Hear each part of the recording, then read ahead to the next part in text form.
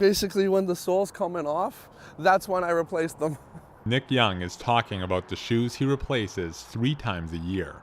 He either walks to work or from work because in Steinbach, there's no bus. The transportation puts a limit on the things that I can do with my son and the things that I can do even on my own. His walks take 40 minutes. Young cannot walk both ways because it's too exhausting after standing all day as a gas jockey.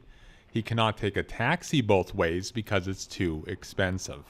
I wish there was something I can do, but I can't. And then it goes into the feeling discouraged. In 2006, a study called Steinbach well positioned for public transit.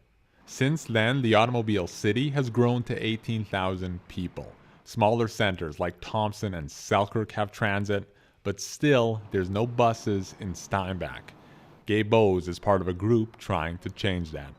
The issue is we don't have it. The basic question is, why don't we have it?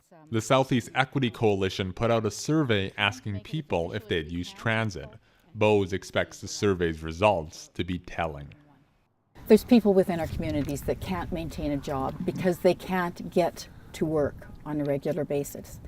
We had a story of a young woman from Blumenort who walked from Blumenort to Steinbach every day, all year, to work a minimum wage job because she was so determined she wasn't going to go on EIA. Steinbach Mayor Earl Funk says transit will be part of his growing city eventually.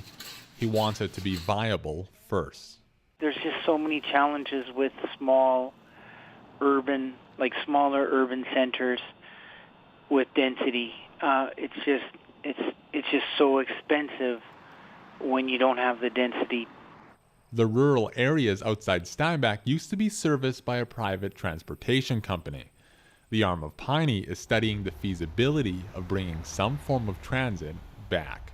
Victoria O'Malley would take a bus if she could. She lives in Kleefeld, 14 kilometers away from Steinbach. She had a vehicle, but then her husband changed jobs and now he uses it. And instantly it was just like this big weight because it's like all of a sudden I'm thinking all the things, that I can't go to.